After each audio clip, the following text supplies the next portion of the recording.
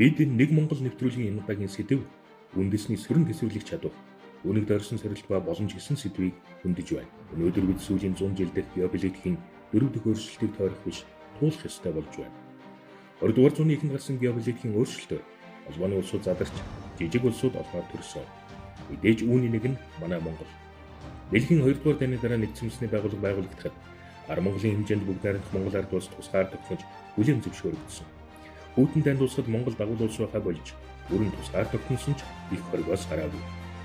Тэгвэл шинэ хүйтэн дайны үе хүн төрөлхтний үед хэдийнэ хаалга тогшоод эхэллээ. Худалдааны дайн бүхнийг зэвсэгжүүлэх үйл явц үзэгдлээр илэрч энэ сорилтод хэвлэнэ. Нэг хэсэг одоо дэлхийн нийтийн чиг хандлагын улс орнуудын чиг хандлага даяаршил их ярьж илаа. Бид нэг л дэлхий дээр амьдарч байгаа. Тэгэхээр дэлхийн нийт бол нэг гэр бүл юм аа гэд. Сүүлийн энэ 1-2 жилд ялангуяа одоо энэ жилээс энэ чиг хандлага нэлээд өөрчлөгдөж байна. Улс орнууд ялангуяа хүчрэх гүрнүүд зөвхөн өөрийн эрх ашигаа бодох юм уу тийм ээ. Зөвхөн өөрийн үндэсний эрх ашигийнхаа талд зогсох тэр тал руу явж байна л да. Тэгэхээр энэ үед бид ч гэсэн энэ үндэсний юм нэглээ хангах, Монгол гэдэг эрх ашигаа энэ тэргуунд бодох, хоорондоо эвтэй түнжинтэй байх гэдэг нэг цаг үеийн шаардлага юм а да. Ер нь одоо бол дэлхийн дэг журам товчхон хэлэх юм бол өөрчлөгдөж байна. Дэлхийн одоо 2-р дайнаас хойш тийм үү. Одоо дэлхийн улс орнууд эв нэгдэл, харилцан ашигтай хамтын ажиллагаа. За хүйтэн дайны үед одоо бас хуваагдж байсан. Ялангуяа сүүлийн одоо 30 гаруй жил бол харьцангуй одоо хүйтэн дайн зогсноос хойш эв нэгдэл ярьдаг болсон, харилцан ашигтай хамтын ажиллагаа ярьдаг байсан. Энэ утгаараа даяаршилтай одоо ерөөс дэлхийн хавтгай одоо бүгдээрээ л нэг улс шиг эвтэй найртай амьдарцгаа гэж явж ирсэн. Тэгвэл сүүлийн үед одоо бас энэ бодлого өөрчлөгдөж байна. Дэлхийн дэг журам өөрчлөгдөж байгаа. Өнөөдөр улс дэлхийн даяараа улс орнууд бүгдээрээ тийм ээдрээтэй, эрсдэлтэй тодорхойгүй одоо мөн одоос төвөгтэй нөхцөл байдалтай ажиллаж амьдарч байна. Хүчтэй нь хүчгүйгөө тийм үү дээрхэлдэг. Хүчтний өмнө одоо хүчгүүн тийм үү буруутан болдог. Зөвхөн одоо өөрийн улсын эрх ашиг юм уу? Эрх ашиг сонирхол гэдэг юм л хангаж явах ёстой. Бусдын одоо зовлон, бусдын одоо эрх ашиг бол бидэнд хамаагүй гэдэг хандлага их давмгаалж эхэлж байна. Өнөөдөр дэлхийн 185 орны 3/1 нь яг өнөөдөр 24 цагт тасварлтгүй буунд дондор оршиж байна. Дэлхийн одоо хүн төрөлхтний 4/1 нь өнөөдөр олон улсын болон нэгдсэн зүйн байгууллагын хүнсний болон бусад дэмжлэгийн одоор амьдарч байгаа. Судлаачдын үзэж байгаагаар бол одоо даяаршлын романтизм дуусч байна гэж. Дэлхийн бол тэр чигтээ одоо нэг юм аа бид бүгд шийдэх ёстой юм тийм ээ. Том жижиг улсуудын явд бол ялгаа байхгүй хүний эрх гэдэг бол одоо байгалийн хууль шиг хэмжээнд үйлдэх ёстой маа гэдэг тэр романтизм үгүй болоодгүй. Хуучин байсан одоо олон улсын харилцааны дэг журам бүхэлдээ өөрчлөгдөөд тэр нь одоо яг яаж өөрчлөгдөх юм, ямар байх юм гэдэг нь тодорхой биш байгаа учраас одоо бүрэнхийн үе гэж нэрлэдэг. Эрсдэлтэй нөхцөл байдал, ээдрээтэй нөхцөл байдал тийм үү? Яаж одоо улс үндэстэн авч үлдэх үү, тусгаар тогтнол авч үлдэх үү? Ээдрээтэй эрсдэлтэй байдалд орчихгүй байх уу? Гэдэг дээр бид бас илүү анхаарах хэрэгтэй. Энэ үднээс Монгол улсын засгийн газраас Монгол улсын одоо тэ үндэсний сөрөнд төсвөрлөх чадварыг боловсруулах стратеги гэдэг юм уу? Стратегтэй болёо гэж одоо бас ерөнхий сайдын захирамжаарч одоо энэ ажлын хэсэг миний би ахалж байгаа. Энэ хүрээндээ бид хүн тийм үү? Аливаа тэ одоо аюул занал тохиолдох үед тийм үү? Урьдчилж мэдэх, тосож бэлдэх, төргөн хугацаанд даван туулах, тэгээд эргээд төргөн хугацаанд буцаж сэргэх, сэхэх ийм одоо стратеги хэрэгжүүлэх ёстой. Тэгэхээр бидний түүх уламжлалыг харах юм бол монголчуудын үндэсний сөрөн төсвөрлөх чадвах юун дээр тулгуурлаж юун дээр тогтж исэн юм бэ? Монголчуудын орчин тогтмол төлөвийн тэмцэл буюу үндэсний сөрөн төсвөрлөх чадвар бол 2000 жилийн түүхт. За энэний гол одоо нууц стратеги нь юу юм бэ гэж судлаач хүртэл одоо судалдаг. За монголчууд 2200 жилийн төр тулсан үндэсний дуусалгүй те ингээд авч гарсан юунд вэ гэхээр ерөөсөө л монголчуудын өөртөө тэр амьдралтай холбоотой байнгын бэлэн байдал бэлтгэл. За энийг бол одоо Полоны Карфинч тэр барууны өрөндийн одоо аялагчид Монголд ирээд өөрсдөө тэр дуртгалтай битсэн мэт. Монголчууд одоо хонооч хариулж явахдаа тэр одоо хан гөрөө хийж явахдаа тэр одоо ямагт энэ нуус сумтай тий хар ухад байлтгаж өгнө бэлэн явж тийм ээ. Энэ бол тэр чигээрээ зэвсгсэн ард түмэн байна гэж. Одоо биднээс нэг орон нутгийн хамгаалалт Монголд гал яриад байгаа шүү дээ. Одоо гэтэл тэр хаал тэр Чингис хааны үед түүнээс өмнө ингээд монголчууд бүр ингээд орон нутгийн хамгаалтанд орцсон. Бүгд зэвсэгтэй байдаг. Шаардлагатай тохиолдолд монголчууд ир хүмгүй тэг гарамгаасаа харавдсан байна гэдээ хүртэл ингээд битсэн. За энэ мань яаж юм гэхээр монголчууд угаасаа энэ нөгөө нэг байнгын бэлэн байдалтай үндэснүүд одоо энэ уус лгүнг үлдсэн бол үндэсний энэ сөрөн төвсгөр чадвар, оршин тогтмол чадвар маань байнгын бэлэн байдал энэ стратегтэй холбоотой. Нэг хэсэг нэг даяаршна гэж бүгдээрээ дахиултлаа шүү дээ. Одоо буцаад яг өөрөөсөө ирэх шигэ бодох. Өөрөөсөө ирэх шигэ энэ тэргүүнд тавих тэр хандлага руу явж эхэлж байна. Сүүлийн одоо 10 жил дэлхийд дахинд болж байгаа энэ эдийн засаг нийгэм улс төр геополитик цэрэг дааны энэ аюул заналж өөрөө харилцсан холимог шинжилттэй болоод ирэхээр салангад байсан энэ аюулыг улсын аюулыг үндэснийхээ аюулыг хангах арга хэрэгслүүд шаардлагатай дэвжилтэхгүй болж гисэн. Сөрөн төсвөрлөхийн хамгийн эхний гол тодорхойлт нь юу гэхээр маш хурдан хугацаанд сэргийх чадвартай байх гэж байгаа. Амьдрал юм чинь одоо заавал дайн тулаан гэлгүүгээр одоо байгалийн гам шиг өвчин зовлон за бүр одоо энгийнээр их юм хайр турлал дээр хүртэл хүн чинь ингээд ямар нэгэн цогцолт авч идэг.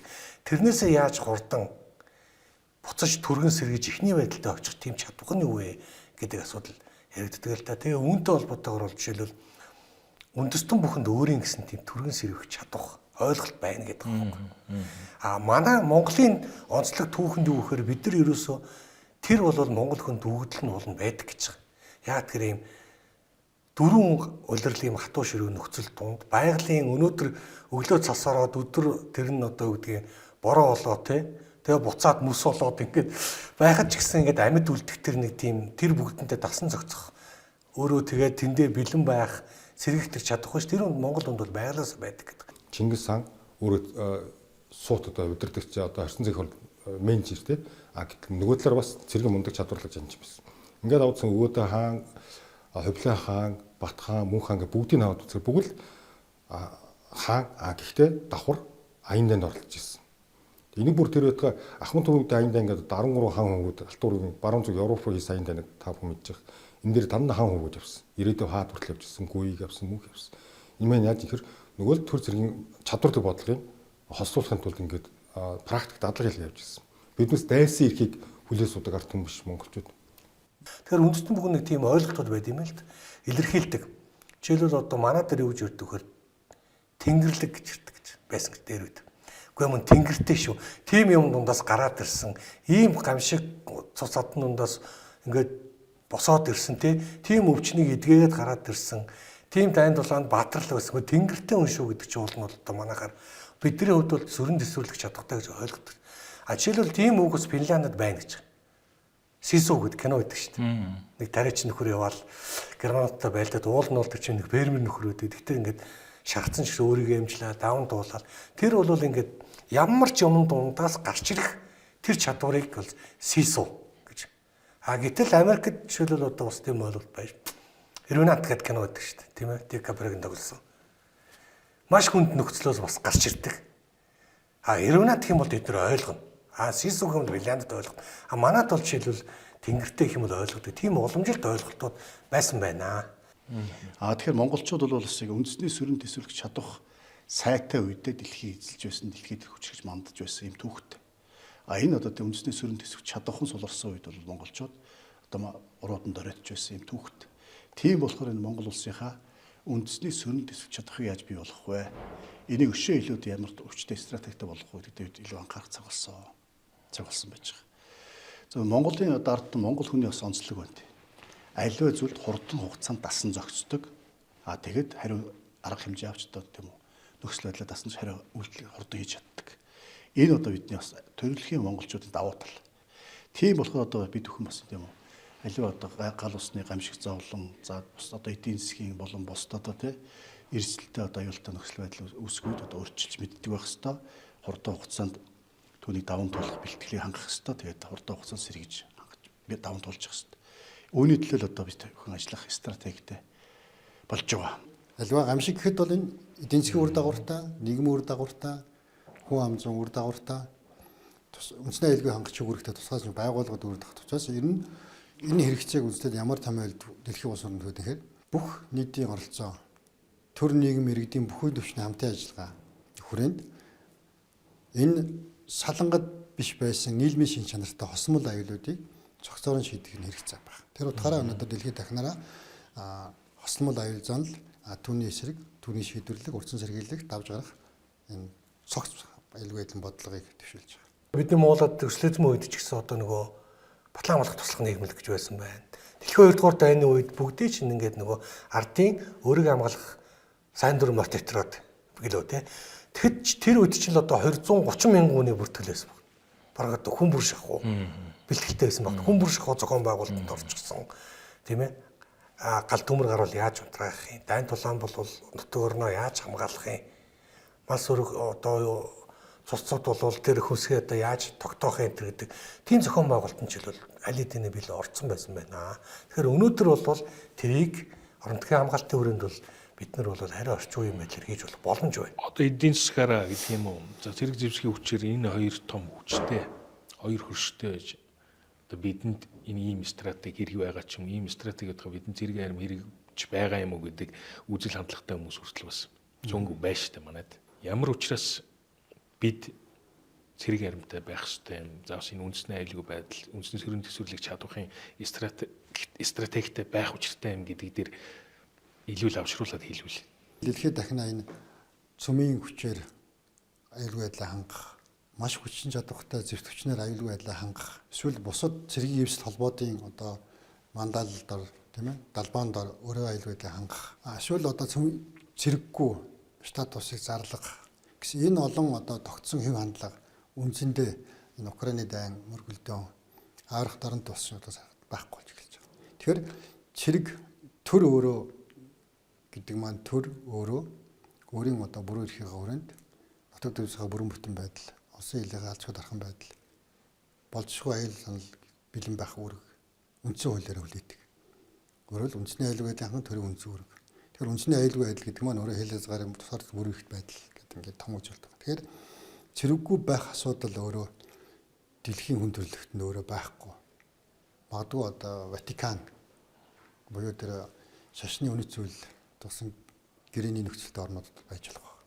Хүн баг, газар нутаг тодорхой бусад төр тус болгон зэрэгтэй. Магадгүй зарим улсууд Швейцар, Швед, Финланд одоо ч юм уу айрамгүй улс байна гэдэг. Гэтэл тэр бол бүх нийтээрээ цэрэг үүрэг хүлээдэг.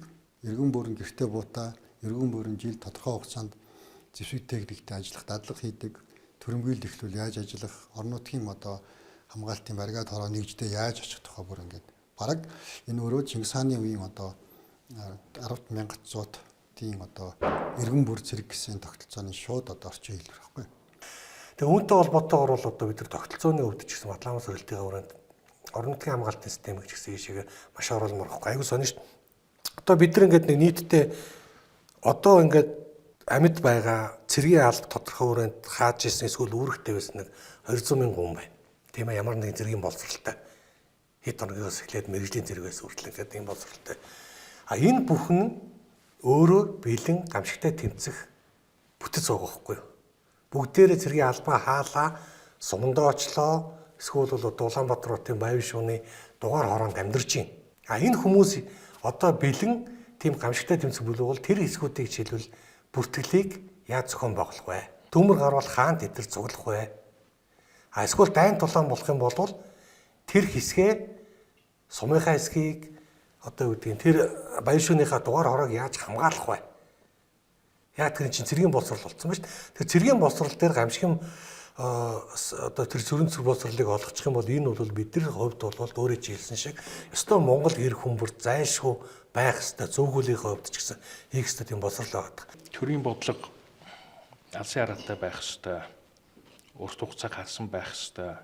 За тэр урт хугацаанд бас бидэнд ямар боломж байх вэ? Бас ямар эрсдэл байх вэ гэдгийг бид нэр өөрчилж тооцоолоод биелсэн байх ёстой гэдгийг их та их олон жил ярьж ирсэн л дээ. Тэгэхээр үүнтэй бас энэ үндэсний сөрөнд төсвөрлөх чадвах энэ стратеги бол шууд холбогдоод байна да. Улс орны төрийн бодлого тодорхой байж ш тийм үү? Улс орны төрийн бодлого нь тогтвортой байж ш улс орнд тусгаар тогтносон халдшгүй бие даасан байна. Ард иргэд нь аз жаргалтай сэтгэл хангалуун амьдрна. Ингийн тул одоо тийм үү? Одоо үндэсний сөрөнд төсвөх чадах гэдэг зүйл тийм үү? Яа харахгүй одоо бас бид бүхэн бас бодлого болгоод үүнийг хэрэгжүүлж илүү одоо улс орноо бат бих ард иргэдээ сэтгэл хангалуун амьдруулахын тулд одоо бас боловсруулж байгаа стратеги тактик хэрэгжүүлэх гэж байгаа. 2010 оноос хойш байлан гамшигын тоо 3 дахин тийм ээ цэрэг дайны аюулын одоо давтамж хамар хүрээ 2-3 дахин эдийн засгийн болоод үйлдвэрлэлтэй холбоотой энэ хямралт амьдралын байдлын одоо эргэлтийн хурлын мөч 3 дахин уртссан. Тэгээ хүндрэлтийн юу гэж хэлсэн хэрэг ерөөсөө бид нар чинь энэ гай зовлон гамшиг бол тохиох нь үнэн юм байна. Гагцхүү энийг бий болгоход бид нар хамгийн хүнд цохилт, хамгийн их хохирол авахгүйгээр хамгийн бага хохиролтойгоор давж тисч гараад дараа нь хямрал гамшигын өмнөх тэр хөгжлийнхаа одоо төвшөнд хүрэх улмаар тэрнээсээ илүү төвшөнд хүрэх одоо эрчийг олж авах юм зорилготой. Ирээдүйн үе маань энэ одоо үндэсний энэ сүрэн төсвөрлөх оюуны хувьд ингэж сүрэн төсвөрлөх юм чадвартай болох хэрэгтэй. Тийм учраас одоо цаг алдрын үеийн үндэсний сүрэн төсвөрлөх чадвар хэсэртэйгээ бүхэл төвшөнд өргөн төвшөнд зөвхөн цэрэг дайнгалтгүй баталгаа хамгаалах гэхгүй одоо боловсруул одоо байгалийн ил хамшиг бүх төрөлд ингэж хэрэгжилж байгаа. Энэ монголчууд бүр өмнө гэж ярих юм бол одоо Чингис хаан болон түүнээс өмнө хүнүг өрнөс гэхлээр монголчууд энийг яаж гэхээр гэрийн бослороо олгодог гэсэн чинь ингээ гэртээ суугаад арай үлгэр туйл хайлна тий гоё ингээ туйл хайлал одоо тий гисэр чангар туйл хайлал тэгэл 15 татгалж 10 мангасыг яасан Баатар ирэн тухай яриа л тий ингээл одоо нэг мангасыг тарчаас ингээл орой болгон туйл хайлдаг. Тэгэл маш олон туйл биш ингээд хайлдаг тусаа усуу тэгээ энийг бүр ингээ сонсдог. Тэгэл их орныхаа алтаа магтаал хангаан магтаал гэдэг биднээс тий туйл хайлдаг. Энэ мэн яаж их орныхаа хайрлах тэр нэг сэтгэлгээ нь бий болж их оронд үзсэн төлөвшүүлж байна. Тэрийг сонсон одоо монголчууд тэр жуулчдын тэмдэглэлд байгаа шүү. Монгол хүүхд болгон одоо Баатар жанжин болох тийм те хүсэл эрмэлзэлтэй байна гэл. Тэгэл одоо монгол хүүхдүүд чинь жоохон 4-5 настай морь унаал тэгэл хоорондоо барилдаал те ингээл модон сэлмээр байлдал ингээл чавхаар хүртэл ингээд чавх хийгээл ангөрөө хийгээл ингээд яаж энэ чи яаж ингэхээр үндэсний хувьд нэг оюуны нэг сүрэн төсрөх чадвар ингээд бий болгоод ирж ирсэн баг. Үндэсний сүрэн төсвөрлөгч чадах нэгэсэндээ Монгол улсын оршин тогтногын дархлаа гэж хэлж болох байх. Болно тий. Одоо өөрөөр хэлэх юм бол энэ бид нар вакцин хийдэг шүү дээ. Вакцин хийгээд одоо таргуун тахалч гэдэг юм уу, вакцин хийгээд одоо янз янзын талдвар төвчнөөс дархлаатай болоод хүний бие махбод одоо өөрийгөө хамгаалдаг. Түүнтэй адилхан л бид үндэсний сүрэн төсвөрлөх чадах гэдэг стратегтэй болоод түүнийгээ хэрэгжүүлж чадах юм бол аливаа тийм үү гамшиг зовлон аюул занал тохиолдсон үед тийм үү бид дархлаатай болцсон байна. Тэр үндэсний би дархлаагаараа бид өөрсдөө хамгаалж хохирол багтаа даван туулах. Тэр асуудлыг даван туулж чадна. Үүнийг өөрөөлөх юм бол үндэсний сүрэн төсвөж чадах юм бол хүнээр ярих юм бол одоо дархлаа. Одоо вакцин зөвлөж байгаа л гэж ойлгож байна. Магадгүй энэ үндэсний сэргэлтэд сүрэн төсвөрлөх чадварын дархлаа нэмэгдэхэд хамгийн гол хүчин зүйл ив нэгдэл байх тийм үү. Нэг нийтлэг үнд зүйлтэй байх. Тэрнээс одоо хувь бодоод ч юм уу эсвэл миний үүрэг биш. Энэ одоо төр тангараг өргөсөн улсуудын л ажилч гэдэг юм уу. Тэр байдлаар хандаад ах юм бол бид нэр нийтээрээ хохирж магадгүй тийм ээ. Монгол хүн бүрийг энэ хандлага төлөвшөлтийн хувьд зөв байлгах нь өөрөө шаардлагатай үед тэр эх орны хамгаалах төр нийгэм бусдын одоо аж арга сайн сайхны эсрэг муу зүйл хийхгүй байх. Тэр үнэт зүйл ёс суртахууны бий болгож байна. Олон улсын одоо сүүлийн 8 жил Монгол улсын эрдэмтэн судлаачдаар Монгол хүний үнэт зүйлийн хэд хэдэн судалгаа хийгээд байгаа. Яг өнөөдрийн дэлхийн одоо 20-д орн байгаа судалгаа хийхэд эдгээр яагаад энэ хөгжлийн өндөр хурцтай байна гэж Израиль, Гонконг, Сингапур, Тайвань, Япон, Солонгос, Финланд эдгээр ганцхан зүйл байдаг. Иргэндээ хүүхэд багаас нь хайр хүндэтгэл, хатуужил, хариуцлага гэдэг юмс болгож өгдөг. Шинэ хүүтэндээ эхэлсэнтэй холбоотойгоор Монгол ирэх их гүрнүүдийн геополитикийн дарамт огцон нэмэгдэж байна, гашуун болгож байна. Өнөөдөр олон улсын харилцаа дахин хүүтэрч их гүрнүүдийн геополитикийн хүчний тэнцвэрт тектоник шилжилт эд үргэлжилж байна. Нэг төлөөс олон төлөлт харилцаа руу шилжих гэсэн оролдлого нь нэгдсэн үндэсний байгууллагын аюул гүн зөвлөлийн хурал олон улсын шинжтэй хурц системд асуудлуудаар нэгдсэн шийдвэр гаргаж чадахгүй гацаан дор болсноор илэрх боллоо. Магадгүй хэдэн 10 жилээс үргэлжилж болзошгүй энэ тектоник шилжилтийн ирээдүйд тодорхой бос. Олон улсын харилцааны хэм хэмжээ шинээр хэрхэн тогтох нь бүрхэг байгаа учраас бидний хийж чадах ганц зүйл бол үндэсний өмнөдлөө хангах, их орон үзэл санааг тугаа болгож учирч болзошгүй аливаа эрсдэлд бэлэн байх явдал юм. Үндэсний сүрэн төсвөрлөх чадварын нэг гол тулгуур нь улс орнууд одоо их оронч байх гэдэг энэ үзэл хандлага руу бас их явцгааж байна л да. Өөрөөр хэлбэл өөрсдөө иргэшгийг хамгаалах.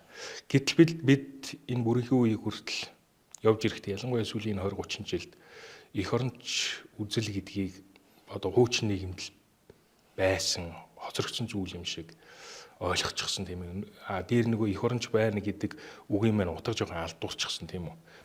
Сүүлийн жилүүдэд магадгүй улс төр улс төр дотроо одоо илүү популист эцгийн маш их ашигласан үг нь бол эх оронч гэдэг үг тийм ээ. Эх оронч хүн гэдэг нь одоо сүүлдээ одоо инхээр нэг тийм юм бүгдээ эсрэг үздэг.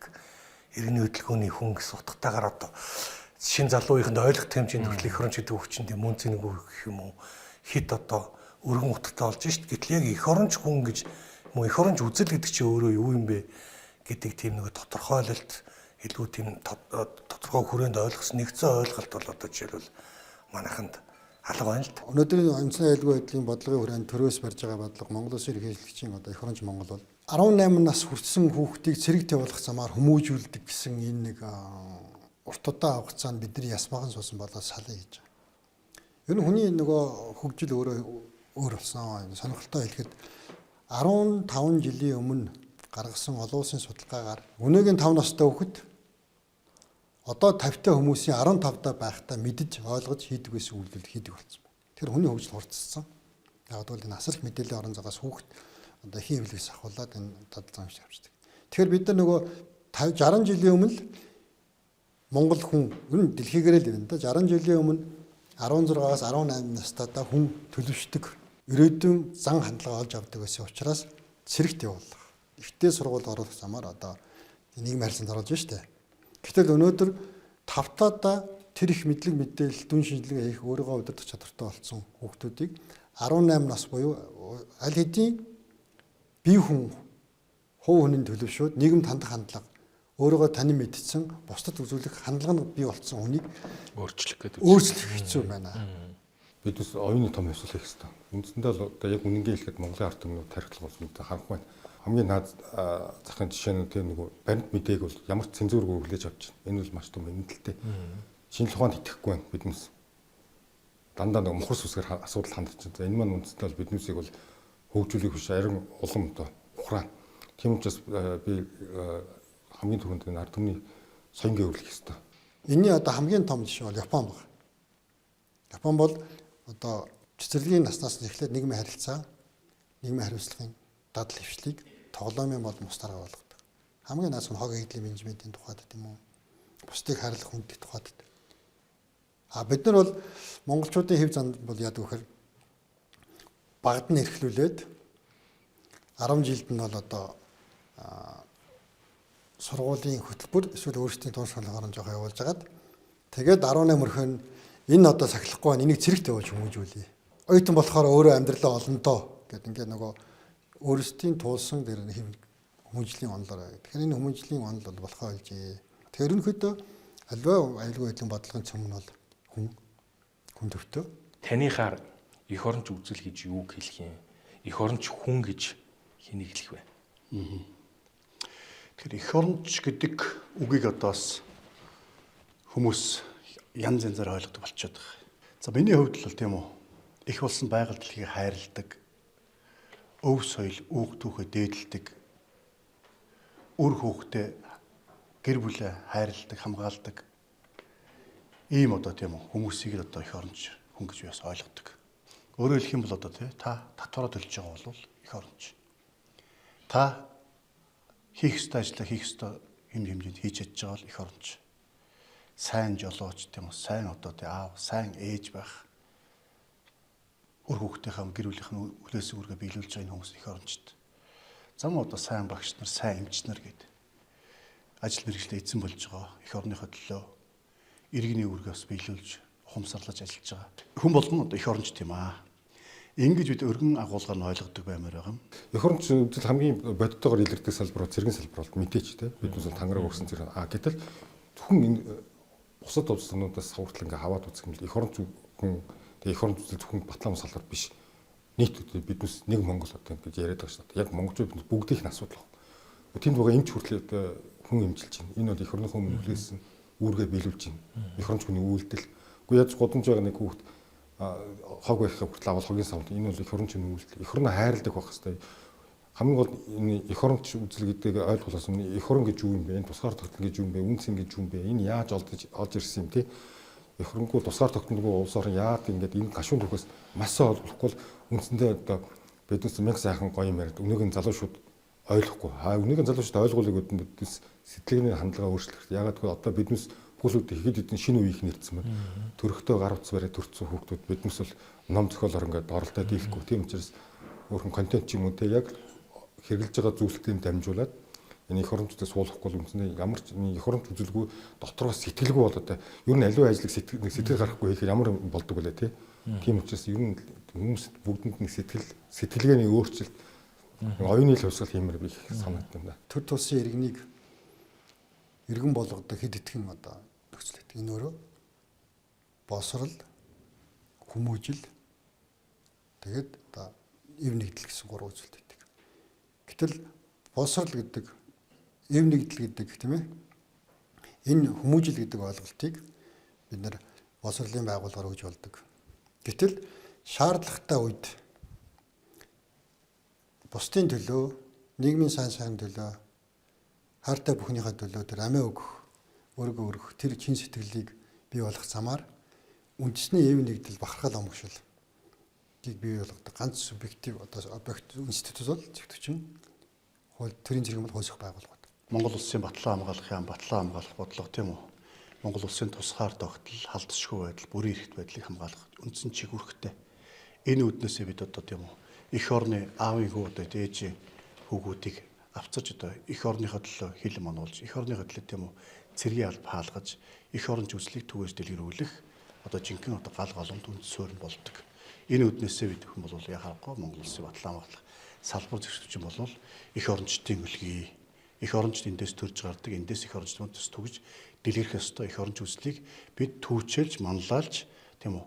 Олон нийтэд ард иргэдэд бас түгээж дэлгэрэх үүсэлт нь илүү бас өөрөг гүйцэтгэх ёстой. Энэ ч үднээс Монгол улсын одоо эрхлэгчийн санаачилсан, ерхий командлагчийн санаачилсан эх оронч Монгол хөтөлбөрийг одоо гардан хэрэгжүүлж зохион байгуулах үүргийг Монгол улсын батлан хамгаалах яам хариуцж байгаа. Цаг үеийн хувьд ч бай, гадаад дотоод нөхцөл байдлын хувьд ч бай, тийм ээ. Батлан хамгаалах сорилтын хувьд ч бай бид нэр хамгийн дөрөв хийх гэж бол эх оронч үзэл гэж юу юм бэ? Эх оронч иргэн гэж хин юм бэ? Гэдгээ тодорхойлох, илүү одоо нарийн болгох, тодорхой хүрээнд хаших тийм одоо шаардлагууд бол бодиттой үүсэж байгаа. 20 жилийн дараа Монголын төлөө хөдөлмөрлөх, 20 жилийн дараа Монголын төлөө хил дээр шийдвэр гаргах тэр хүүхдүүдийг одооноос бэлтгэх нь өөрөө хамгийн одоо дэлхийн соёл түн төрөлхтний өндөр хөгжил хүрсэн улс орнуудын жишг магадгүй 2000 жилийн өмнө хүннүг өрний үед 830 жилийн өмнө Чингис хааны их Монгол улсыг байгуулахдаа тэр баг улчраас нь ахуйгаар нь өр хөгжүүлж хариуцлагажуулж бие даалгаж ирсэн тэр Монгол ухаан бол одоо юм байна. Өнөөдөр нэг дүр хэсгсэн те хуурамч цээжэд хилцсэн эх оронч их болсон. Тэгэхээр тэднийг хараад нөгөө хүмүүс нь эдгээр эх оронч тийм байх та. Бид одоо ямар юм бол, бид юу юм бол гэж одоо бодож хүмүүс одоо өөрсдөө эх оронч биш юм шиг одоо ойлгодог. Үгүй ээ. Жинхэнэ одоо те эх орноо гэсэнд иргэнэ үүргээ биелүүлж эх орноо гэсэн сэтгэлтэй одоо хийж байгаа ажилдаа эзэн болж байгаа энэ хүмүүс л эх орончд. Өнөөдөр мэдээллийн дайн, за кибер хадгалагч гэдэг юм ингээд хүчтэй яригдах болсон тийм ээ. Энэ тэгэхээр яригдах биш бүр хор хөнөөлн магадгүй зарим талаар манай улсад ч гэсэн тусаа явж гин. Одоо хинэн цаана бодит хүн байгаа, хинэн хуурамч хай юм мэдхэд тэрэнд одоо мэдээллийн боловсруулалтыг хэрсүү хандахад бид нар бол бас учир дутагдaltaй байна шүү дээ. Өнөөгийн хүн төрөлхтний оршихуйн нэг дэх 5 дахь орон зай болсон энэ кибер орон зай бол хүн тухайн улс үндэстний сэтгэлгээ, хамтын ажиллагаа, үзэл бодол, хүмүүжил төлөвшлийн 40-80% удирддаг болсон байна. Ерөөсөө. Өнөөдөр хүн өмнө өдөр тутам авж байгаа бодит орон зайгаас авж байгаа харилцааны мэдээлэл, сонин хэвлэл, одоо хурал тийм ээ зөвлөгөөний мэдээлэл дээр үндэслэн бодлогын шийдвэр гаргадаг. Өөрсдөө амьдрал хөтэлдэг байсан бол өнөөдөр хин нэгний нөгөө зохион байгуулалтаар өгсөн говь байсан хуурамч мэдээллээр өөрийн амьдралын шийдвэр гаргах, магадгүй төрийн бодлого гаргах хэмжээнд хүртэл нөлөөлж байна. Батлан хамгаалах салбарт нэг юм цэрэг армийн иргэд хоёрыг хагалдуулсан тийм зориудын гэмээр юм. Миний бодлоор бол аюу тийм гадны чижилж болохоор тийм далд явуулахтай мэдээлүүд маш их байдаг. Нэг хэсэг нь бол энэ цэрэг армаар яадаг. Бид нар хинтэйгээ байлдах гэж байгаа юм тийм ээ. Ер нь бол бараг л ер нь л дими татвар төлөгчдийн мөнгийг үрсэн юм байна гэж нэг хэсэг нь ингэж одоо нэг ярьдаг. Нөгөө хэсэг нь бас нөгөө нэг туушрсан хэсэг нь ерөөсөө иргэд нэг юм цэрэг армаа ерөөсөө л огт тоодгүй Монгол хүн бол ер нь цэрэг армуудаа үндэгдэггүй юм шиг юм яа. Тэгээ үр дүнд нь ингэж ерөөсөө нөгөө хооронд нь хагалдуулах нэг тийм болов. Гэтэл эн чинь бид нэр зэрэг аримны иргэдтэйгээ хамтдаа байж тэр эх оронч үзэл чинь бодит үр дүнтэй болно. Нөгөө батлан хамгаалах тогтолцоо маань илүү сайжирна.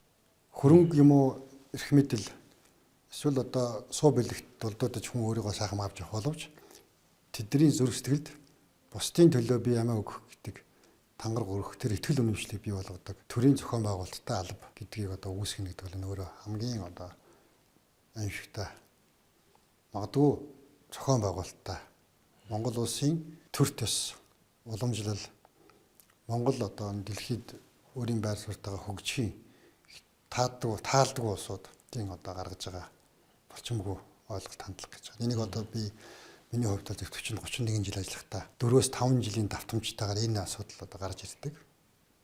Тэгэхээр энэ бол би зарим талдаа бол хувь хүний хөнгөн бодол гэхээс илүүтэй зохион байгуулалттайгаар одоо гаргаж ирж байгаа. Ялангуяа үндэсний аюулгүй байдлыг хангах тухайд дэлхийн геополитикийн давцанд өөрчлөлт гарч манай бүс нутаг эвгүй болох болгонд энийг энэ дүүцүүлэн гаргаж тацааруулан гаргаж ирнэ гэдэг бол нэг хайхтар асуудал. Хэрвээ хит ингээд цэрэг айрам гэдэг ингээд байх юм бол дарамгуул тал руу байдаг. Ерөөсөө цэрэг айрам хэрэггүйгээ явах юм бол тусгаар тогтнол алддаг юм байна. Энийний дунд халтан балансыг яаж олох вэ? Хамгийн зөв. Тэр балансыг олж чадсан улс үндэстнүүд л бол тусгаар тогтнол хамгаалдаг юм байна. Цэрэг айрам хүчтэй байдаг юм байна. Шийдвэр гаргагч нар нь бол цэрэг айрмын талд тодорхой сайн бодит шийдвэрүүд гаргаад ойлголцоод явдаг юм байна. Төр өөрөө цэргээ тижих бэлтгэх ёстой. Өөрөө үг гэдэг тийм ээ. Өөрийнхөө цэргийг тижих хүсэлгүй ард түмэн бодолгүй бусдын цэргийг тижих болдог гэж. Тэгэхээр төр энэ хариуцлагаас нэг нэлээд хэсэг одоо холцсон. Энэ бол түрүүний хэлдэг тэр манай цэргийн аюул байхгүй гэдэг ойлголттой. Гэтэл өнөөдөр цэрэг гэдэг хүн өнөөдөр гамшигтаа тэмцэж байна. Нэхэн сухалгаанд оролцож байна. Улсын хүчил бүтээн байгуулалд оролцож байна. Олон улсын түвшний хээрийн сургууль дадлага хийсэн мөн цэргийн итгэцлийг бисүүлж байна. Хөдөө суманд хотчлтын болон энэ нийгмийн одоо соёл ертөнцийн тэр ахуй хэрэглээ шүү дээ. Энийг таньж мэдээгүй малчин хүүхэд өнөөдөр цэрэгт ирж энэ хотчлтын хэрэглээний наацхан соёл, ариун цэврийн, үзүүрийн харилцааны хэмж сурж байна. Тэгэхээр энэ нөгөө нийгмийг одоо соён гэгэрүүлэх, нийгмийг хүмүүжүүлэх, нийгмийг одоо ураалах, нийгмийн одоо нэг өрх гэрийн сайн аавыг бэлтгэх энэ ойлголтыг нийгэмд сайн төгөх ёстой. Хуучин цагт ялангуяа их ярьдаг байсан да сэрэгт яваад ирсэн хүн арай л өөр шүү гэдэг. Тэгээ сүүлийн үед энэ үгээр бас дахиад нэлээд олон нийтийн зүгээс хүчтэй сонсогдох байлаа. Цэргийн алба өөр болж байна.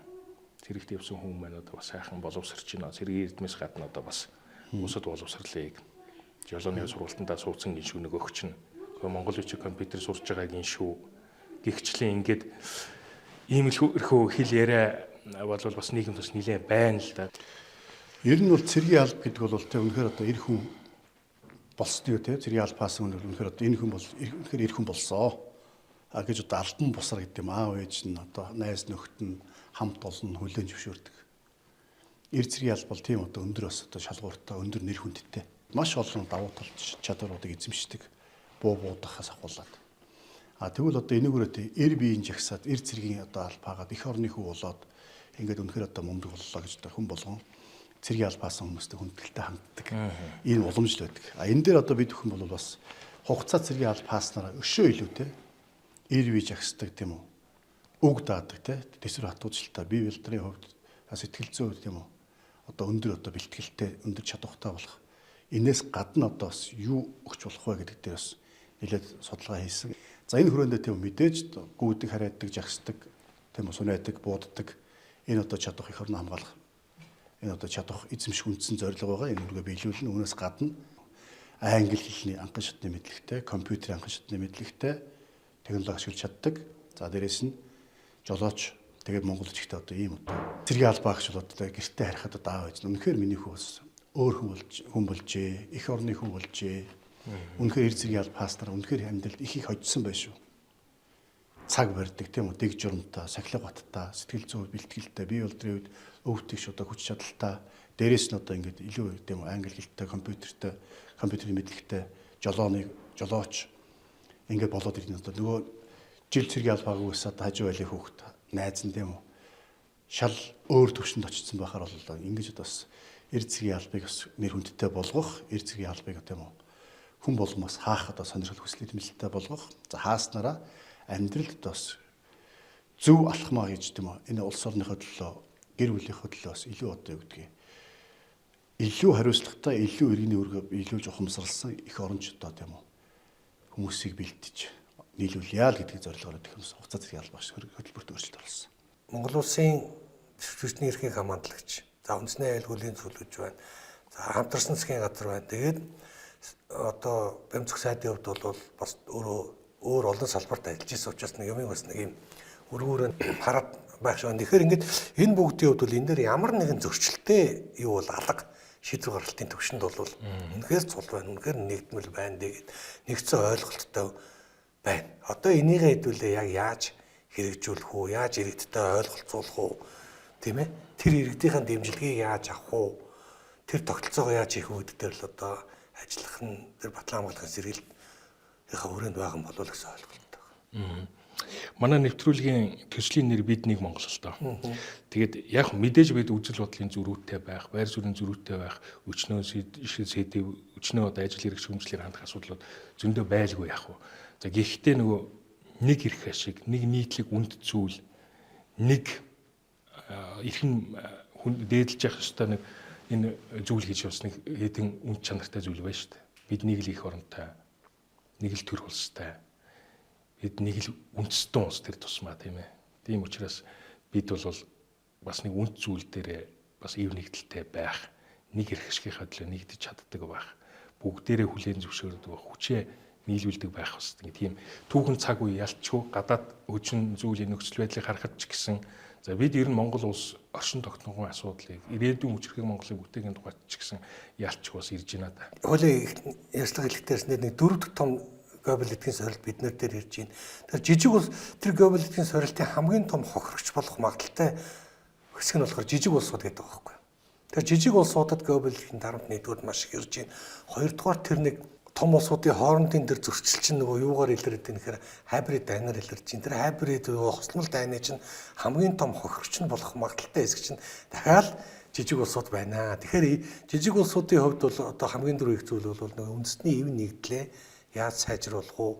Тэр сөрөнд цэцэрлэг чадвараа яаж нэмэгдүүлэх үү гэдэг асуудал зөвхөн Монголын хүрээнд биш бүх улсуудад яригдж байна. Бүх улсууд өөрөө өөрийнхөө дотоод тал руу өмгийж гарч дотроо ярилцдаг тийм юм руу явж байна. Тэгэхээр бид нар бол энэ дээр бол цаг хугацааны хувьд бол одоо илүү хурдтай, илүү сайн ойлголцохгүй бол дэлхийн нөхцөл байдал, маргаашийн нөхцөл байдал маш хурдтай өөрчлөгдөд байна шүү дээ. Далд тохомсрын хувьд Монголын ард түмэн зэрэг харилдаг. Магадгүй бизнесийн бодлого тийм ээ нэгэн бодлогын хүрээнд энийг төр зохицуулах хэрэгтэй байдаг. Магадгүй өнөөдөр татврын бодлого дээр ч гэсэн тэрийн тусгай албаа хаагчдад урамшуул үзэж байгаа байгууллагуудад хөнгөлт үзүүлэгч тийм үү. Энэ өөрөө дотоодын үйлдвэрлэлийг дэмжих тийм ээ нийгэмдэх одоо эргэлтийг бий болох хэрэгтэй асуудал. Далд тохомсрын хувьд зөв мэдрэмжийн хувьд харилцааны хувьд би одоо бидний хувьд ингээд олон жил цэрэг салбарын хөдөө хэрийн сургууль явж байгаа. Захин орчин дахь 100 тонны одоо нэг бүтгэлгийг стооцвол одоо хааж очисон бас сайхан үнэлнэ. Монголын 3 гэр бүл тутмын нэг нь мөрдөстэй албаа хаагчтай хувь зээг олгоцсон байдаг. Хүүн, охин нь, бэр нь, ач нь, найз нь бүр баг гэхэд одоо хамгийн сайн найз нь зэрэгтэй холбоотой. Тэгэхээр энэ төр ард түмэн цэрэг гэсэн энэ 3 холбоосыг бид нар холдуулах оролдлого бол хийж бүтэхгүй. Энэ бол цаг зургийн л үзэгдэл. Магадгүй одоо нөгөө талаас нь бас монголчуудын нэг өмөрөх нэг шалтгаан бид нар мэдээллийн дайн, мэдээллийн төрөмгөлд аль хэзээ өртөөд эхэлсэн юм биш байгаа юм. Заримдаа арайч монгол хүний амнаас, монгол хүний сэтгэлээс ийм үг гарахгүй дээ.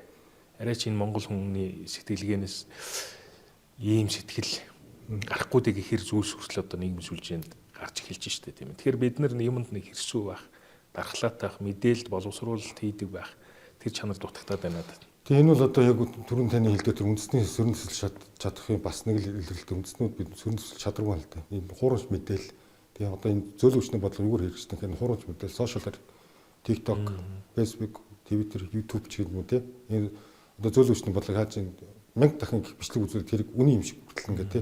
Нөгөө хүртэл байдаг үстэй нөгөө нэг нэг хурамч мэдээлэл үний юм өгсөн чинь үний юм шиг байна. Би 10 коммент уншиж итгэлээч гэдэг юм уу те. Энэ яаж ихэр ерөөсөө зөөл өвчний бодлого явагдаж байна.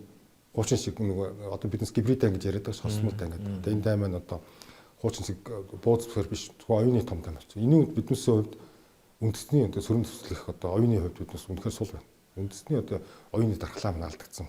Улс орнуудын сөрөг төсвөрлөх чадварын индекс гэж гарч байгаа. 2022 оныхоор бол Монгол улс 49 дугаар байранд орж байгаа байхгүй юу? Тэгэхээр хальт сонсоход гарцсангууд 150 орноос дундаж юм шиг боловч яг арчлан нийгэмтэй чөлөө зах зээлтэй ч гэдэг юм уу өндөр оноо авдаг бас нэг юм салбарууд бас байна тийм ээ. Байгалийн харьцангуй нөөцтэй ч гэдэг юм. Манай дээр сул эсгүүдийнх нь нэг нь болохоор ерөөсөө мэдээллийн хэлбэртэй асуудал. Манай дээр үнэхээр тийм сул тэрнээсээ болоод үндэсний зөрөн зөвлөх чадах сул гэж хараад байдаг. Тэгэхээр мэдээллийн аюулгүй байдалд бид одоо бэлтгэлтэй байх нь хэрсүү байх нь илүү дархлаатай байх нь дахиад нөгөө цахим боловсрал гэдэг юм уу тийм ээ мэдээллийг шүүж хүлээж авах шууд итгэхгүйгээр тийм ээ эргээд анализ хийдэг байх энэ чадвар суур боловсрал энэ мэдлэг энэ талын зүйл дээр бол бас төвлөрөх хэрэгтэй юм болов уу? Би зүгээр хувь судлаачийн хувьд бол бид нар бол хибрид дайны дам оролцогч хэлбэртэй бол аль хэдийн өртцөн орцсон байгаа гэж ойлгодог. Тий ялангуяа одоо сая таны ярьсан дээр мэдээллийн дайн байна шүү дээ. Мэдээллийн дайн гэдэг бол хэл хязгаар байдгүй. Шууд ингээд мэдээллийн энэ бол мэдээллийн дайн юм аа гэдэг ингээд ил харагдаад ч юм уу те тодорхой хэсэг объект дээр байлдаан тулаа явж байгаа шиг тийм зүйл байдгүй. Энэ бол илүү яадаг вэ гэхээр нөгөө иргэний салбарт тэгээд илүү нөгөө мэдээллийн одоо цахим хөгжилтэй холбоотойгоор хүн бүрт хүртээлтэйгээр одоо энэ бол даал дутгатайгаар явагдчихэдэг. Тэгээ энэ бүхний цаана нөгөө нэг буруу мэдээлэл өгөх эсвэл удлаа төөрөгдүүлсэн мэдээлэл өгөх бодлогууд энэ төр аль хэдийн явагдчихэдэг. Үүний хамгийн том охирогч нь жишээ юу гэхээр нийгэм өөрөө. Судлаач хүртэл ингээд судлаад үзсэн. Ингээд одоо монголчуудын яг өнөөдрийн оюуны одоо нэг потенциал те нэг чадамж мэдээлэл хүлээж авч байгаа хуурамч мэдээлэл те авч байгаа байдал ингээд харьцуулаа үзэх юм бол бүр 20-р зууны их үеэсээ доор байна гэж байна. Үндсэндээ биднес тэр үед чинь биднес яаж зэхэр юмны мөн чанарыг таньдаг байсан. Тусгаар тогтно гэж юу юм? Эрхчлөө гэж юу юм ингээд. Тийм учраас биднес тухайн үед харилцаа холбоо хөгжөөгүй байх үед бидний өвгдөөс 1911 үндэсний эрхчлөөний хувьсгал 1921 оны ардуус хүртэл хийгээл эн чи яаж юм? Тусгаар тогтнох хэрэгтэй юм. Үндэсний мөнгө чинь ингээд маш ойлгомжтой ойлгоод ингээд хувьсгал хийе явж ирсэн. Дэлхийн бүх улс орн руу хандаа явж ирсэн. Гэтэл өнөөдөр биднес яаж юм? Ерөөсө тэрнээсээ дор болцсон. Зүгээр энэ Монгол болохгүй нь, бүтэхгүй нь, сүрлээ, үхлээ гэдэг ирээдүйдээ юм болгоныг юу атдаг. Үг үсгдэг юм болгоныг харуулдаг. Тэгэл юм болгоныг болохгүй нь, бүтэхгүй нь, сүрлээ, дууслаа, сүнлээл гэж ярьдаг. Энэ бол одоо маш юм ихтэй. Би бол энийг монголчууд жоохон оюуны жоохон хувьсгал хийгээч, оюуны хувьсгал хийгээч. Юмыг энэ тархитлагаа жоохон өөртөө чил гэж хэлмээр. Тэгээ одоо сүүлүүд явж байгаа одоо олоос гарч байгаа зэвсэг төмөрлөлтөө томоохон дайнуудаас харж байгаад одоо хамгийн том асуудал юу вэ гэхээр эх орноо батлан хамгаалах тийм сэтгэл зүйтэй иргэд байна уу гэдэг нь өөрөө их шалгаж байна гэдэг байхгүй. Одоо жишээлбэл сүүл дүрнж байгаа Орос Украины дайн ч юм уу ингээд хахаар эхний тодорхой 2 сардаа ч юм уу зэвсэг төвчин мэрэгжлийн зэвсэг төвчнүүдийн хоорондын тулаан байна тийм ээ. Тэр дундаа одоо жишээлбэл тусгай албатай тусгай хүчнүүдийн тулаан ч гэдэг юм уу ингээд үүдэг тодорхой 2 сараас хойш 6 сараас хойш юу болоод ирж өгөхөр тэр тулаан илүү өргөжөөд илүү докторжоод дараагийн одоо нэг цэрэг татлага явагдахад дайн өргөчгөөд дайн явж байгаа тохиолдолд ард нь бас тэр чинь амьдрал үргэлжлэж байгаа шүү дээ талхаа үйлдвэрлэж байгаа хэвээр үйлдвэрлэл явагдаж байгаа хэвээр тийм ээ нийгмийн амьдрал үргэлжлэж байгаа хэвээр тэрэнд иргэд нь бэлэн байна уу гэдэг асуудал бол одоо жишээлбэл тэр дайныг шийдвэрлэх хэмжээнд хүрж ийн гэж байгаа юм. Бидэнд юу төвч ингээд үзэл баримт урайд үлддэг. Далаад хөвж байгаа сэлүүргөө завшиг зүг чиггүй GPS нэвдэрсэн нэг зав далаад хөвж байгаа юм шиг л одоо ингээд залуургоо завшил яваад байна. Одоо биднес маш том одоо урай хэрэгтэй. Энэ бол одоо аливаа улс үндэстэнд энэ урайг бол өөрөөсөө хөгжтүүлдэг. Дэлхийн бүх одоо Америк хүртэл Америкийн нөхцөл хүчрэг Америк бий болохыг хамттай Америк мөрөөдөл гэж байгаа. Гэтэл биднес одоо яг аваа харчих ихээр копи чихэр тийм өрөө байна уу байхгүй. Одоо манай дээр тулгамж байгаа асуудал за одоо үнэхээр цэрэг охирон чиглэл гэж ярьж байгаа бол яг аюул тулгархад манай эрчүүдийн хэдэн хувь нь эх орноо батлан хамгаалах сэтгэл зүйтэй байна. За тодорхой одоо гэдгийн асуудал үүсгэхэд манай орон нутгийн хамгаалтын төвшөнд жирийн иргэд маань одоо цэрэг аримтайгаа хэрхэн хамтарч ажиллах нөөц боломжтой, бас дээрээс нь урам зоригтой байгаа юм. Тодорхой ингээд хагарал зөрчил айн дулаа үргэлжлэе гэхэд бид нар хэр хугацаанд энэ одоо аж үйлдвэрлэлүүдээ хаан амьдралуудаа чирж явах сэтгэл зүйн тийм боломж хүч нөөц байгаа юм гэдэг чи одоо жишээлбэл бид нар тэрийг илүү нарийн ярих хэрэгтэй. Одоо Орос Украины дайны өнөөгийн нөхцөл байдал гэхэд зарим судлаачдын жишээгээр бол одоо бол хоёр талын айран бол тулалдаад ингээд ерөнхийдөө ингээд цогсон байдалд орцсон. Одоо ард нь байгаа аль нийгэм нь хэдий хүртэл энийг тисэж чадах вэ гэдэг одоо тийм сэтгэл зүй хэдий хүртэл тэр нөгөө нэг цэрэг армиа дэмжих вэ гэдэг тийм ээ. Тэр удирдагчтай бас дэмжих вэ хэдий явдал дотоод хэв нэгдэлтэй байх вэ гэдэг тийм одоо чадвах тэр төсвөрлүүл орчлоо гэдэг хүртэл тийм одоо дүгнэлтүүд гаргаж байгаа байхгүй юу? Уг нь бол бид нар ч одоо мянган чимээгүй их орончдын их нутагт амьдарч байна тийм ээ. Мянган их орончдын тэр чимээгүй их орончдын нуруунд дээр энэ улс орны амьдрал тогтож байна. Хөгжил дэвшил тогтож байна. Монголчууд ирээдүйдээ итгэх итгэлтэй явж гин гэж ойлгож болно. Хүн болгон те энэ иргэн болсныхаа хувьд Монгол улс иргэн болж төрснийхаа хувьд энэ гэр бүлийнхээ өмнө, үр хүүхдийнхээ өмнө, бусдын өмнө одоо иргэний үүргээ биелүүлж, хариуцлага биелүүлж чадж байгаа бол энэ хүн болгон өөрсдөө их оронч гэж бодож одоо зоригтой ам бардам одоо тийм үү нүүр бардам амьдрах хэрэгтэй юм аа. Тэгэхгүй одоо хуурамч их орончтод төрөөд урагшаага би их оронч гэдэг жинхэнэ их орончтод одоо чимээгүй их орончтод марталт нь чимээгүй суугаад нуугдаад одоо тийм үү дарагдаад үлдчих болохгүй.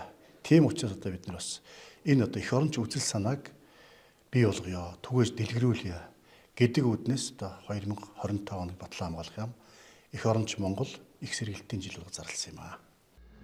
Энэ эдрээд үед бид ухаалаг зөв нүүдэл хийх нь тусгаар тогтмол бүрэн эрхэд байдлаа батгах гол үндэс билээ. Тэрхүү Монгол морины нүүдэл нь батлан хамгаалах сэргэлт, соёлын төсвөрлөх чадвар, нийгмийн төсвөрлөх чадвар, үндэсний сөрөн төсвөрлөх стратеги, эдийн засгийн төсвөрлөх чадвар, байгалийн нөөцийн удирдлага, засаглалын чадвараар дамжин хэрэгжиж байж л сая үр дүн төрнө. Бид нэг Монгол байхын учир бас түүхэн шаарлах чухам хүү энэ билээ. Сүүлийн үед энэ батлан хамгаалах аж үйлдвэрлэл гэдэг үг ганц Монголд биш дэлхийн олон улс орн одоо бүгдээрээ л энд их анхаарах боллоо. Таач бас энэ батлан хамгаалах болсон цагаас хойш энэ батлан хамгаалах аж үйлдвэрлэлийг эрчимтэй хөгжүүлэх ёстой юм байна. За бид нэр өндөр технологиг нэвтрүүлэх ёстой юм байна. Шинэ шийдэл, шинэ инновацийг Монголдо нутагшуулах, за бас өөрсдөнд ийм инновацийг бий болгох энэ цаг нь иржээ гэдэг энэ дэр нэлээд анхаарал явж байна. Тэгэхээр энэний цаад ач холбогдол юунд оршоод байгаа? Энэ нь одоо бас батлан хамгаалах салбарыг одоо хүмүүс ирд ерөөсөө л буу барайл цэргийг тийм үү алхах гიშг сургах их орноо хамгаалах үндсэн чиг үүрэгтэй гэж ойлгодог. Тэгвэл батлан хамгаалахтай улс орны батлан хамгаалахтай цааталтанд тусгаар тогтнолын асуудал, бүрэн эрхт байдлын асуудал, халдшгүй байдлын олон асуудал байж байгаа. Тэгэхээр энэ бүхэнд одоо бид бүхэн тийм үү өөрсдийн тийм бас одоо технологич мөн бас чадварч батлан хамгаалах салбар маань ийм шаардлагатай байна. Энэ үүднээсээ бид нар тийм үү нэг хэрэгцээтэй тийм зэрэг одоо зэвсэг техник зам одоо тоног төхөөрөмж бус одоо хэрэгслүүдийг өөрсдөө бас үйлдвэрлэдэг бай, өөрсдөө бүтээдэг бай. Энэ тал дээр бас өөрсдөө тийм үү шаардлагатай гаднаас одоо импортоор авахгүй бай. Гэдэгдээ үүнийгээ дагаад одоо бас батлан хамгаалах салбарын санхүү төсөв одоо эдийн засаг тийм илүү баталгаажих, хараат бас болох энэ боломжийг бас бий болгох тал дээр дэлхийн улс орн болмол илүү анхаарч ажилладаг юм байна. Одоо цэргийн аж үйлдвэр, цэргийн одоо зэвсэг техник үйлдвэрлэх зэрэгээр тэгвэл бидний хувьд одоо юу гэдэг нэг хайхтаа том одоо зэвсэг техник үйлдвэрлэл хийхгүй байх бид. Бид ерөөсөө батлан хамгаалах салбартаа инновац технологийн дэвшлийг л нэвтрүүлээ. Сүүлийн одоо нэг шаардлагатай тоног төхөөрөмж тийм үү техник хэрэгслийг өөрсдөө үйлдвэрлэх зорилго тавьж байгаа. Энэ хүрээндээ бид бүхэн бол одоо тийм үү жижиг одоо аврын хөрхөн одоо робот техникүүд зохион бүтээ. Нисгчгүй нисэх хэрэгсэл дороонуудаа үйлдвэрлэе. Замун одоо бас радио станц үйлдвэрлэе. Замун одоо бас одоо галт зэвсэг сумаас өөрсдөө үйлдвэрлэх болчих гэсэн зорилтууд тавьж байна.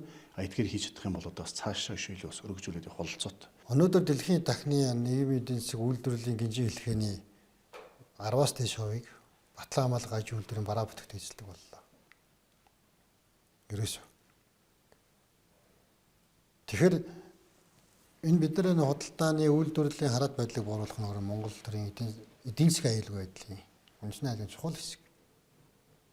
Шаардлагатай үед ковид шиг хэл хорой тогтоосон үе.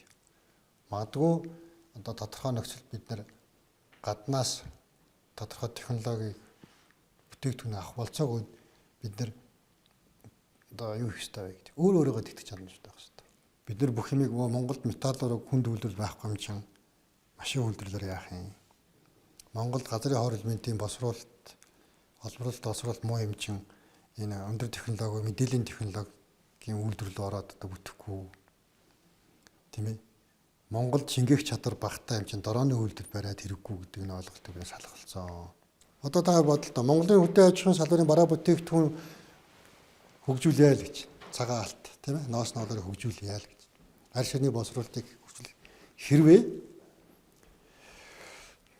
батлан хамгаалах, хууль сахиулах салбар дүрм товц тийм ээ. Гутлаа дотоодын үйлдвэрлэгчээс авахгүй бол яг үүндээ бол Монголын дотоодын арь ширний үйлдвэр шууд ампарна. Тэр энэ бол бас биднэрт 10хан жилийн өмнө бид нар Хятадаас цэргийн гутаас байдаг байсан. Тийм ээ 30хан жилийн өмнө бид нар Оросоос оруулж ирсэн шинэлэл өмсдөг байсан. Одоо нэг өөрчилсөн түүх байна. Монгол улсын зөвтгөгчин өөрийнхөө одоо арь ширийн захин бүтээгдэхүүнээр цэргээ хувцалж байна. Тэгэхээр одоо нэг алхам урагшлахад бид нар валютаар үнэлэгддэг импортоос хараатай сум галт хэрэглэлийг дотоодоо үйлдвэрлэх юм бол бид нар хүнийг бэлтгэхэд дадлагын тоо чухал байдаг. Магадгүй иргэн болгон сайн бодогч болох замаар цэрэг болно тийм ээ. Гэтэл яг сайн цэрэг гэж юм бэ гэж. Тэр жилд нэг 500 сумаар буутцсан. Тийм ээ. Жилд нэг 100 цаг машины нороон дээр одоо хайрын сургуульд орцсон. Жилд нэг 30 хоног уул хангаа говь цэлд амьдрцсан цэргийг сайн цэрэг гэж. Мэргэсэн цэрэг гэж. Өнөөгийн гаднаас импортоос хамаартай сум галт хэрэгсэл шатхуун. Тэг учраас бид нар хэмнээд байгаа. Хэмнэлт нь эргээд нөгөө мэргэжлийн цэргийг бий болгох ямар ч боломжгүй болгож байгаа. Тэгэхээр энийг л нөгөө наадзахын зүгээр мэргэжлийн зөвтгчнийг байгуулъя гэж байгаа бол цэргийг бэлтгэх хөлсөх задлыг нэмэгдүүлэх ёстой. Галт хэрэгсэл, сум, шатхуун, хоол хүнс, тусгай хэрэгсэл.